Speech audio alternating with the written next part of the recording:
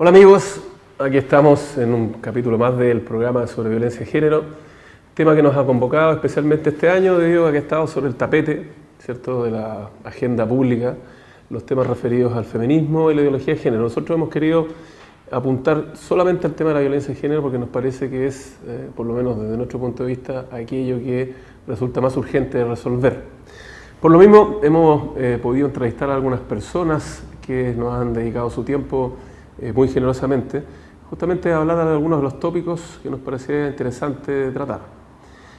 Hoy día les voy a presentar el programa, la entrevista que hicimos a la Corporación Humanas, donde fuimos recibidos muy amablemente por Camila Maturana y María José Castillo, ambas abogadas de la institución, que nos presentaron la corporación, lo que ellas hacen, y también cuál es su misión, su visión y las tareas y desafíos que tienen por delante. Primero que nada me gustaría contarles un poco de qué se trata la corporación. De todas maneras, después durante la entrevista ustedes van a enterarse con más detalles, pero como a modo introductivo quisiera decirles que la misión de la Corporación Humanas es ser un centro de estudio y acción política feminista para la promoción y defensa de los derechos humanos de las mujeres y la justicia de género en Chile y en Latinoamérica. ¿Por qué razón? Porque así ustedes verán a medida que vayan avanzando los programas, las distintas entrevistas, nos hemos ido dando cuenta nosotros también de que las mujeres, por el simple hecho de ser mujeres, están en una condición de desigualdad y desmedro frente a la ley, frente a la sociedad. Cosa que la mayoría de las veces se nos pasa por absolutamente alto, como algo que es tan obvio que nos resulta invisible. Veníamos conversando en el camino con mi amigo Cristian Periales respecto de lo mismo, y cómo algunas de nuestras actitudes y nuestras conductas y comportamientos que nos parecen tan naturales, en realidad son discriminadoras o son miradoras en menos respecto a las mujeres. Este programa en particular me ha servido a mí justamente para darme cuenta de que subsisten en nuestra cultura resabios de una mirada discriminatoria, peyorativa hacia las mujeres por el simple hecho de ser mujeres. Así de simple. La misión de la Corporación Humanas tiene que ver con lo mismo. Yo les pregunto ahí, ¿no?, en la entrevista ustedes se van a dar cuenta, ¿por qué hablan de los derechos humanos de las mujeres como si fueran distintos? No lo son. Lo que pasa es que efectivamente, en el papel no lo son, pero efectivamente en la historia nuestra, de la humanidad, por lo menos en el mundo occidental en el que vivimos nosotros, los derechos humanos de las mujeres han sido diferentes al de los hombres. Por lo tanto, ellas lo que quieren ahí es rescatar justamente esta suerte de herencia negativa histórica. María José Castillo, que la van a conocer en el programa, ella está a cargo de los proyectos de violencia institucional, de espacio público y política de drogas. Por su parte, Camila Maturana está encargada del programa de seguimiento legislativo y de los derechos sexuales y reproductivos. Ellas se encargan de revisar las políticas, de participar en la institucionalidad, de tener contacto con el gobierno, de tal manera de ir generando, por así decirlo, una suerte de agenda que le permita a las mujeres alcanzar el lugar que históricamente siempre les ha pertenecido, que es el lugar de la igualdad respecto a los hombres. Como les decía recién hace un ratito, particularmente yo me he ido dando cuenta cómo en cosas que son pequeñas y menores se representa esto de la desigualdad y de la mirada peyorativa hacia las mujeres. La ley del piropo, por ejemplo, es una de las cosas que también alcanzamos a conversar un poco con ella, refleja lo mismo. Es decir, la libertad con que el hombre se siente respecto de abordar a una mujer en la calle y no solo hacer mención de su cuerpo o lo que fuera, sino de abordarla sin su permiso, sin su consentimiento, sin que la conozca. Y eso deriva justamente de este patrón cultural machista en que las mujeres de alguna manera u otra son propiedad de nosotros los hombres. Los dejo invitados a ver el programa. Lo hemos dividido en 2-3 partes porque es una entrevista bastante larga que nos permitió tocar muchos tópicos interesantes, no todos los que nosotros hemos querido lamentablemente, pero sí es una entrevista extensa, de tal manera que nos dio para 2 o 3 capítulos por sí misma. Quisiera antes de despedirme decirles que este programa afortunadamente llega a sus hogares gracias al financiamiento del Fondo de Fomento de Medios de Comunicación Social del Gobierno de Chile y del Consejo Regional. Muchas gracias a ellos, porque sin ellos esto no estaría siendo posible. Así que de todo corazón agradecemos que una vez más estén confiando en nosotros y nos estén entregando este fondo para hacer aquello que a nosotros más nos gusta, que es llevar estos temas, creemos nosotros, de interés social hasta sus casas. Hasta luego. Estamos en la tercera parte de la entrevista que hicimos a la Corporación Humanas. En esta parte nos relatan con detalle exactamente cómo funcionan, de qué se trata, cuál es su labor. Y luego nos quedamos un ratito conversando con María José Castillo, que es quien nos va a relatar cuál es efectivamente la función que realiza, cuáles son los programas, y hacemos el cierre del capítulo. Esperamos que los contenidos que aquí se han vertido, que hemos podido dialogar, hemos podido conversar, les sean de utilidad. Muchas gracias. Sí, eso que, perdón que te interrumpa, pero es una pregunta que teníamos más tarde, pero que aprovecharla de hacer ahora. ¿Por qué ahora? ¿Por qué los últimos 2 años? ¿Y por qué no hace 5 ni hace 10 años? ¿Qué ha pasado en nuestra sociedad, la chilena, que hoy día estamos en este plano, donde tú, como decías recién, ya no es motivo de nada decir soy feminista, cuando antes era, ¿cierto?, para que te apedrearan ahí en la plaza pública. Y hoy día no, y hoy día es todo lo contrario. ¿Qué es lo que ha ocurrido? ¿Qué factores creen ustedes? ¿No? Así, un análisis somero tal vez, pero ¿qué factores han ido influyendo en que hoy día la sociedad esté mucho más abierta a aceptar algo así? Yo creo que hay varias cosas. Nosotros no somos historiadoras, y ese es un tema, claro. ¿Qué es lo que llevó a estos cambios? Yo creo que lo que aparece más potente es que la conciencia está. ¿Cómo se gesta esa conciencia? La verdad es que no lo tengo tan claro y quiero ser franca con eso. ¿Tendrá que ver con los otros movimientos antidiscriminatorios? Por ejemplo, la ley Zamudio, el movimiento LGTB, ¿habrán hecho sinergias? Yo creo que es un conjunto de varias cosas. O sea, por una parte, Chile tiene un trauma transgeneracional producto de la dictadura tremendo y que yo creo que recién las nuevas generaciones lo están logrando romper.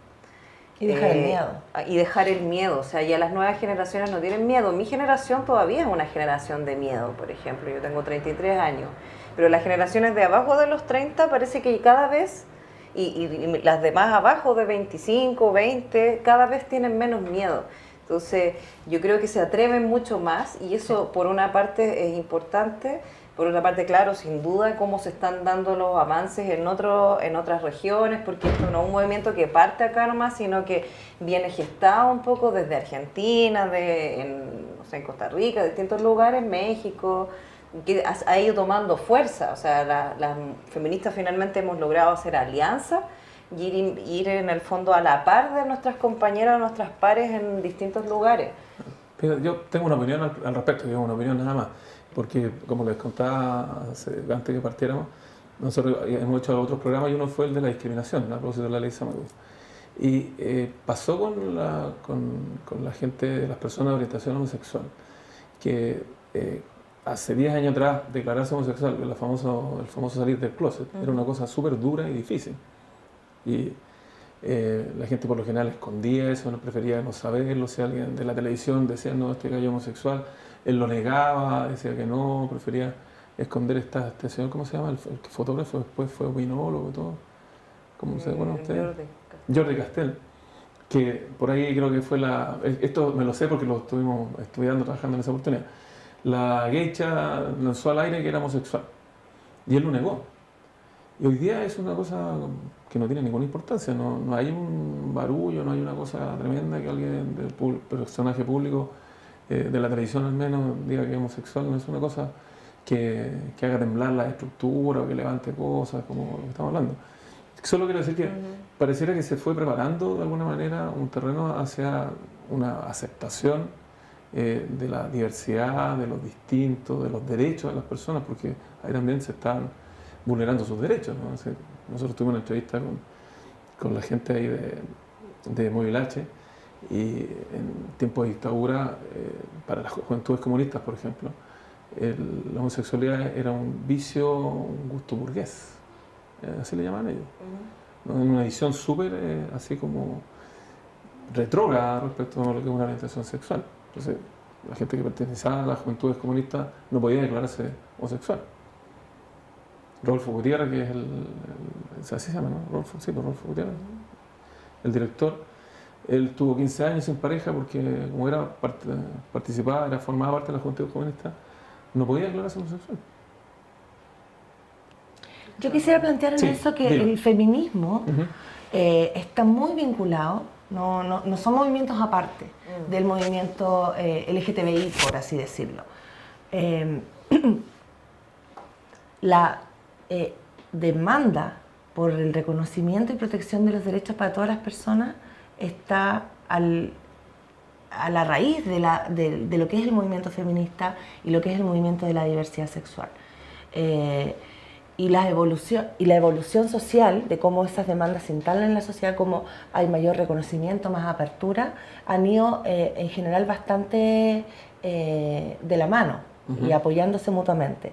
Pero sí, también quisiera aprovechar de comentar que lamentablemente muchas veces una ve que en el movimiento de diversidad sexual se suele invisibilizar bastante la realidad de las mujeres lesbianas, de las mujeres trans y de las mujeres bisexuales. Y eso no nos gusta. Para allá quería ir, porque lo que yo quiero decir es que es mi opinión respecto de todo lo que trabajamos antes para poder hacer esta entrevista, la pauta, etcétera, que es que este punto en particular tiene mucha más resistencia estructural que cualquier otro.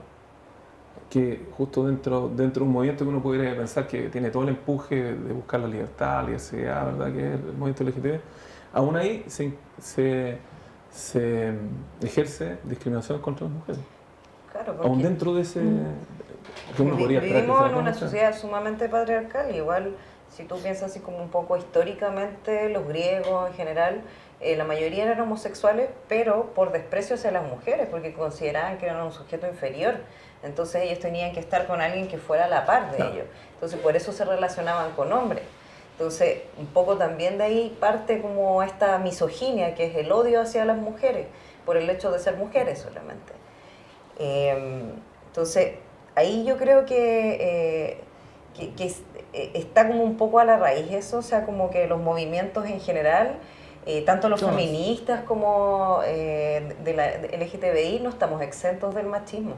Porque vivimos en una sociedad tremendamente patriarcal y que se fortaleció además con una dictadura tremendamente heteronormada también, o sea, dada por en el fondo por un régimen militar, cívico-militar, con todas las complejidades que tenían, donde se pone a la mujer en la situación o en el estado donde quieren que estén, que es en la casa, y se castiga a quienes transgreden esos mandatos del género. Porque aquí también igual, no sé, para explicarlo igual, que la diferencia entre sexo y género no es lo mismo. O sea, la mujer, hay muchas cosas que se confunden en el fondo de qué es lo natural con qué es lo socialmente construido. Y lo natural es el sexo, que las mujeres y los hombres tenemos distintos órganos reproductores, que tenemos distintos cromosomas, etcétera. Pero el género es la construcción social, histórica, y eso se ha ido fortaleciendo en distintos puntos de la historia. O sea, y algo que está tremendamente arraigado es todo lo que tiene que ver con la dictadura, en donde se instaló un rol de la mujer y se castigó a quienes rompían con ese estereotipo. Sí.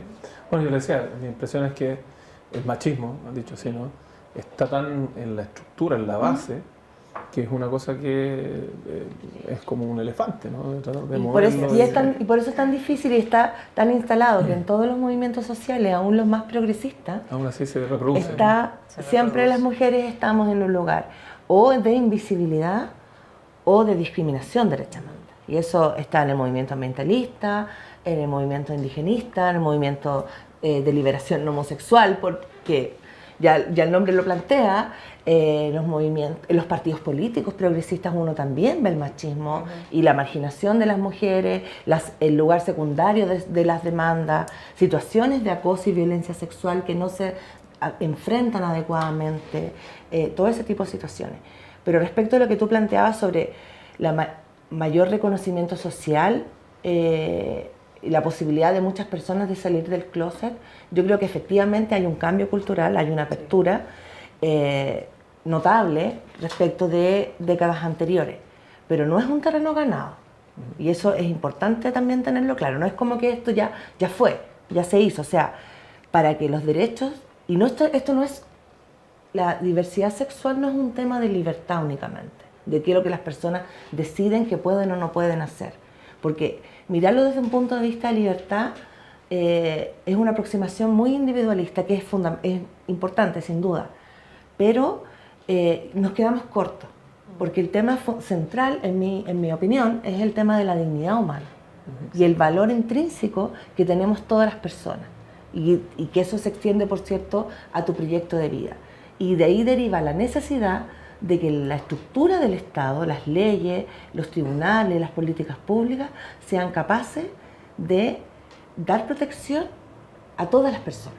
Entonces, tú vas a tener un cambio social que es la mayor apertura a la diversidad sexual, que no está garantizado ni es completo. Pero si no tienes las instituciones que le den soporte a ese reconocimiento, se te cae en un par de años más. O sea, Chile sí tiene hoy una ley de identidad de unión civil que antes no existía. Más allá de que las personas se puedan querer o no querer casar, el hecho de que exista un matrimonio para todas las personas es el reconocimiento y es plasmar esa dignidad humana para todos y todas. Y de construir ese mandato supuestamente natural de cómo son las relaciones, que deben ser entre un hombre y una mujer para criar hijos. Y que eso es lo válido o eso es lo mejor. Chile tiene va a tener una ley de identidad de género que sin duda permite no solamente la protección, sino un reconocimiento a la dignidad de las personas trans, que lamentablemente no va a dar protección a los niños, pero eso será un otro paso. Y están pendientes en ese plano, porque no es que el matrimonio igualitario es la única demanda de diversidad sexual para nada. O sea, el reconocimiento de los derechos sexuales y reproductivos de las mujeres lesbianas es mucho más importante en términos de política pública que la posibilidad de casarse, pero eso tiene un impacto simbólico muy relevante.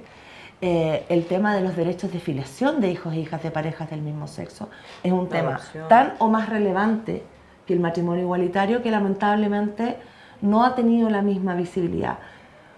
La ley de discriminación, que es una ley que aporta un reconocimiento y visibilidad a distintos colectivos, pero que no tiene herramientas reales. Entonces tenemos simbólicamente una ley que protege a todos y todas y todes, pero en la vida real no los protege. Entonces, esas instituciones deben estar acorde a esta dignidad humana que estamos señalando. Y así está en los tratados internacionales y en estos estándares que yo te comentaba.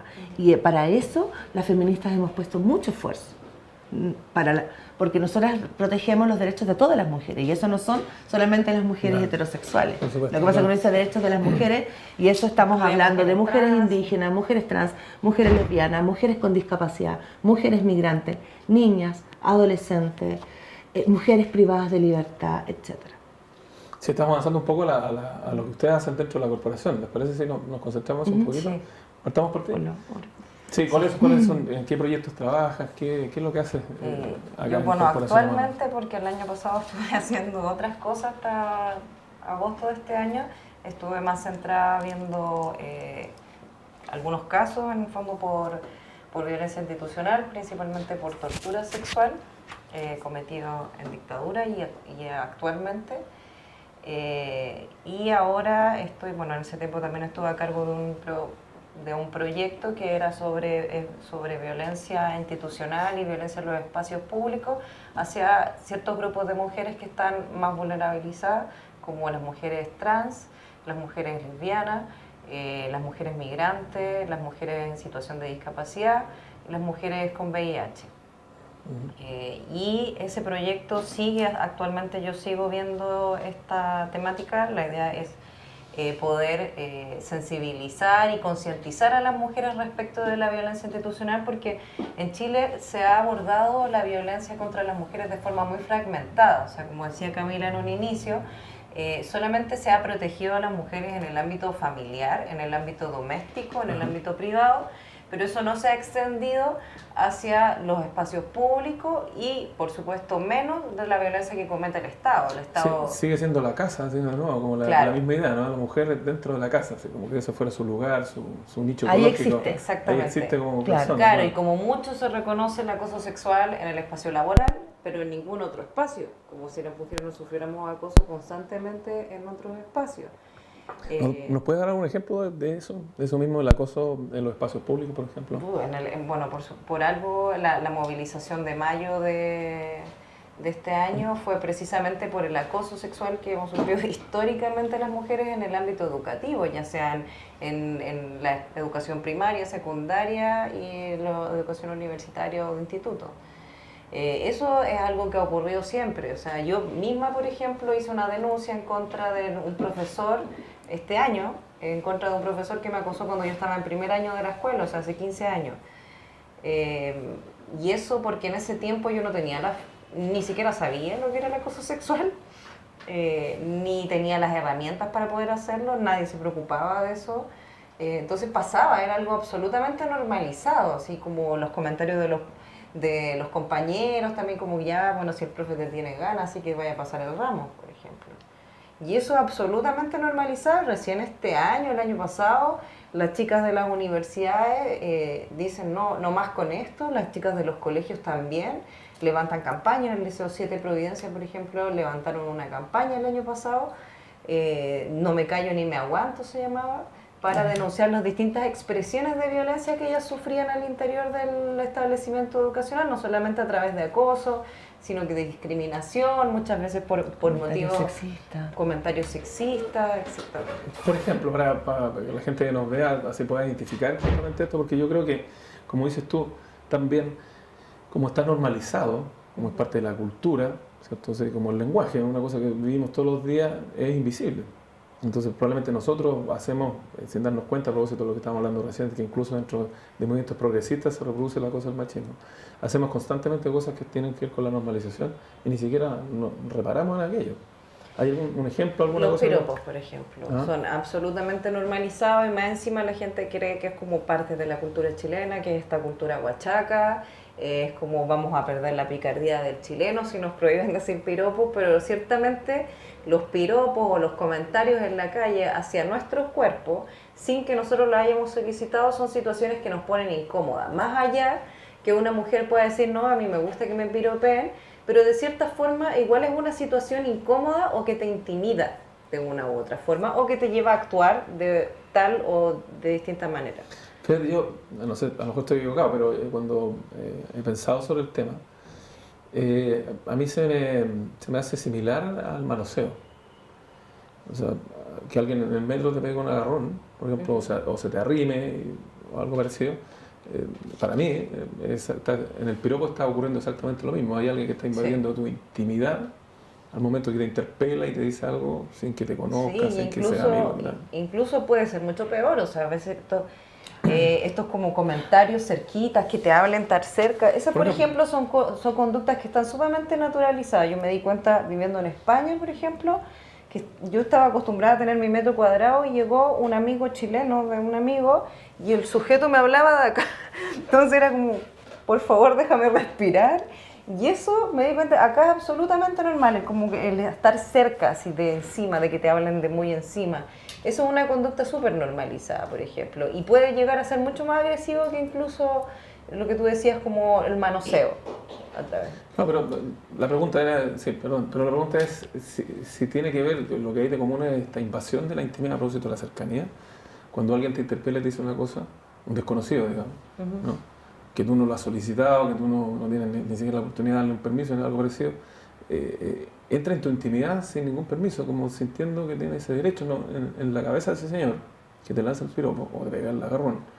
No está la idea de que tú tienes un espacio privado, de que eres una persona, que hay un mínimo respeto, de que eso es una transgresión, sino que todo lo contrario, está ahí la mujer y la mujer está para decirle cosas, ¿no? O para tocarla o para abordarla.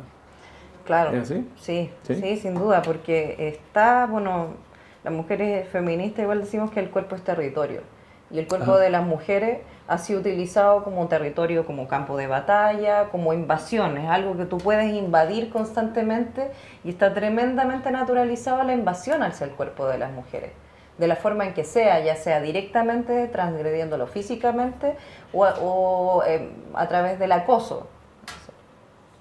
Yo quería agregar a esto de cuán profundo es esta naturalización, cuán arraigada está finalmente la violencia sexual en contra de las mujeres y las niñas. Es porque hay una comprensión de la sociedad, y eso no es solamente el señor que se permite el piropo, yo creo que es mucho más amplio, incluso para quienes no se permiten decir piropos porque no les parece correcto o no les parece educado. Está arraigado que finalmente el cuerpo de las mujeres no nos pertenece. Nosotras no somos soberanas respecto de nuestro cuerpo, de nuestra sexualidad y de nuestra capacidad reproductiva. Yo lo quiero poner en ese continuo, ninguno de esos ámbitos. ¿Cómo hacer una cosa? Porque estamos entrando derechamente en lo que tú haces en la corporación, ¿verdad? Pero para terminar con la violencia sexual. Pero para que después nos hables de lo que haces tú y que tienes mucho que esto mismo, claro. Está tan naturalizado entonces que los cuerpos de las mujeres no son de las mujeres, son de otros, que las personas pueden opinar respecto a tu aspecto físico, y esta naturalización también se manifiesta, por ejemplo, en algo tan absurdo como llegar al punto en que entonces tú tienes que responder y te preguntan otras mujeres, otros hombres, incluso tus amigos, si a ti te gustan o no los piropos, cuando eso nunca debiera ser la pregunta. O que muchas mujeres dicen, no, es que yo me siento bien cuando un extraño entonces me valora físicamente o me encuentra guapa. Entonces tú dices, ¿cómo estamos de mal que para la construcción de la autoestima de las mujeres necesitamos que un desconocido opine sobre el largo de nuestra falda, nuestro aspecto físico, si somos bonitas o no? Entonces, también esos son elementos que yo creo que hay que considerar cuando se hace la distinción. Bueno, pero es que hay piropos y piropos. Por ejemplo, y principalmente cuando, y aquí lo voy a poner un poco más grave, para que no parezca que nuestra preocupación feminista son los piropos, porque es mucho más que eso. Cuando se denuncia violencia sexual o acoso sexual, o violaciones derechamente, se duda de lo que las mujeres decimos. Y esa es una realidad que ocurre en las familias, cuando las niñas develan situaciones de abuso sexual, no son creídas en la mayoría de los casos, incluso cuando están embarazadas. Cuando las mujeres vamos a los tribunales de justicia tampoco se nos cree. Cuando las mujeres denuncian públicamente somos descalificadas, y esa desconfianza en la palabra de las mujeres inmediatamente está relacionada con la culpabilidad de las mujeres en las situaciones de violencia sexual. Si algo ocurre, la sospecha no está en el agresor, siempre está en algo que tú hiciste. Porque diste un mensaje equivocado, porque estás exagerando, porque generaste una situación y luego te echaste para atrás. Entonces, tal vez voy a decir una generalización, como una caricatura, pero que yo creo que en el 90% de los casos igual es así. Si tú denuncias una situación de violencia, la pregunta está en qué hiciste tú para que eso pasara. O denunciaste a tiempo o no denunciaste a tiempo, lo que hagas siempre va a ser, la sospecha va a recaer en ti. Entonces, ese mecanismo social de negar la violencia sexual contribuye sin duda a mantener las relaciones de poder sin poder cambiarlas.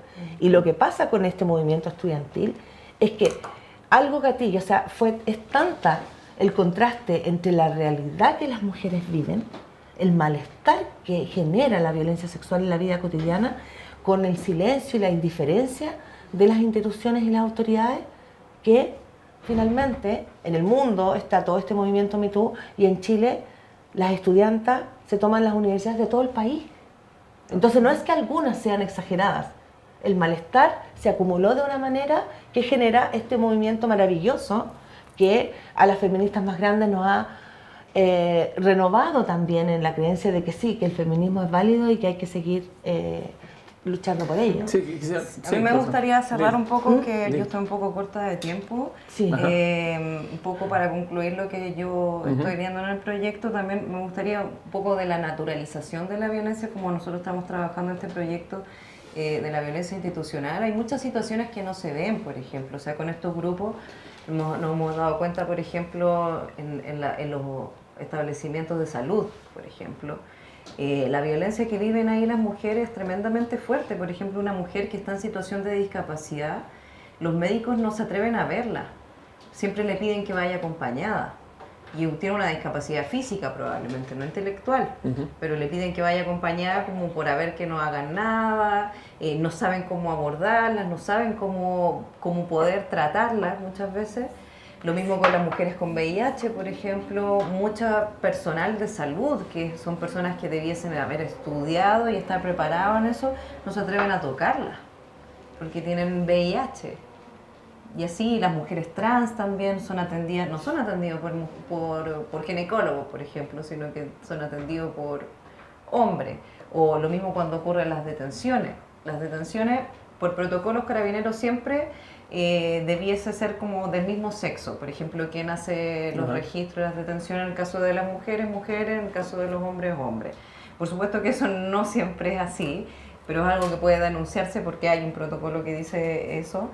Y en el caso de las mujeres trans, por ejemplo, son tratadas como hombres muchas veces. Ahora hay un protocolo desde el año pasado que habla como del tratamiento de las personas trans, pero es muy sutil, como una pequeña abertura, pero en general sufren una discriminación tremenda. O sea, hoy en día la temática trans está mucho más visible, pero esas mujeres que son mayores de 30 años, su única posibilidad, porque fueron tan aisladas por sus familias, el rechazo que sufrieron, es muchas veces dedicarse al trabajo sexual. Y, por ejemplo, esta ley que tenemos en la actualidad no va a abordar esa temática, va a abordar el reconocimiento de muchas en su identidad de género, pero ellas muchas no terminaron su escolaridad, muchas son analfabetas porque en el fondo tuvieron deserción escolar desde temprana edad. O sea, hoy en día algo que se mostró precisamente durante la discusión de la ley de identidad de género es la alta tasa de abandono escolar por parte de los adolescentes o de niños y niñas trans, producto de el malestar o la incomodidad de estar, la violencia. Que están adentro y ahora ya también son un poco más aceptados por los padres, pero hay muchos casos que no son así. O sea, vimos el mismo caso de Marcela Aranda, que no aceptaba a su hijo trans. O sea, todavía siguen existiendo estos casos. Y así distintas situaciones de violencia que ocurren en el día a día y que las mujeres muchas veces nos detectamos, o sea, sobre todo en el ámbito de salud, diría yo. O sea, la violencia que vivimos las mujeres cuando vamos al ginecólogo, o sea, nosotros estamos acostumbrados a que nos revisen entero, que tenemos que llegar y abrirnos de piernas, y eso no es así en todos los países. O sea, que la persona me diga, uy, ¿usted cuándo va a tener hijitos? ¿Cuándo va a tener guaguitas? Eso es una agresión contra mi autonomía de decisión respecto de mi cuerpo. Si yo quiero tengo hijos, si no, y no tengo por qué estar soportando que alguien me esté comentando al respecto. Y eso está tremendamente naturalizado hasta el día de hoy. Entonces, tratamos de que en este proyecto estamos tratando de que las mujeres de estas comunidades puedan visualizar y evidenciar la violencia institucional que están viviendo día a día en los distintos espacios, ya sea a través de las policías, educación, salud, a través de los municipios muchas veces, y que ellas logran ser las voces del cambio, o sea, que ellas puedan sensibilizar al resto una vez que ya están concientizadas respecto de la violencia, logran sensibilizar a todos estos actores institucionales en el fondo de que esto es lo que me pasa cuando ustedes ejercen este tipo de violencia. Y esto es violencia también, en grosso modo. Bueno, amigos, este es el cierre de los capítulos que hicimos en la entrevista con la Corporación Humanas. Primero que todo, obviamente, queremos agradecerles a la gente ahí de la corporación, tanto a Camila Maturana como a María José Castillo, que nos permitieron conocer mejor su labor, su misión, de nuevo sus dificultades y todo aquello que tienen que enfrentar a propósito justamente de la razón de ser de la corporación. Quiero también agradecer a Victoria Hurtado, ex compañera mía de Psicología de la Universidad de Chile, con la cual tuve la grata sorpresa de reencontrarme buscando en su minuto con qué gente podíamos entrevistarnos para poder hacer el programa. Me di cuenta tardíamente, no fue al principio que ella era presidenta de esta corporación. Así que además un regalo de Dios respecto de lo mismo. Queremos también agradecer al Fondo de Fomento de los Medios de Comunicación Social del Gobierno de Chile y del Consejo Regional, instituciones que nos hacen posible justamente llegar hasta ustedes con estos programas, estos contenidos que año a año vamos haciendo gracias al fondo y que nos parecen interesantes, que nos parecen importantes, pertinentes. Como les decía en la introducción, este año nos pareció importante hablar justamente de algo relativo al género porque es un tema que ha estado sobre la palestra, ha estado en boca pública y que creemos que era necesario ahondar un poquito desde una mirada distinta, que no sea la periodística, por así decirlo, de tal manera que la gente que vea estos programas se entere de la manera más objetiva posible respecto de qué es lo que se trata. Ahora nosotros en particular concentramos este tema en la violencia de género porque nos parece que es de todos los temas aquí el que nos resulta más pertinente respecto de lo que es la sana convivencia social, tema que también nos preocupa a lo largo de todos los programas desde que empezamos a hacer esto, ¿no? Así que muy agradecido a la Corporación Humana, muy agradecido al Fondo y muy agradecido a ustedes por ver estos programas. Y de verdad, esperamos que les sean de utilidad, que todo lo que aquí hemos podido conversar, saber, enterarnos, les sirva a ustedes también para tener una visión más clara, precisa y más amplia respecto de lo que es particularmente el tema de la violencia de género.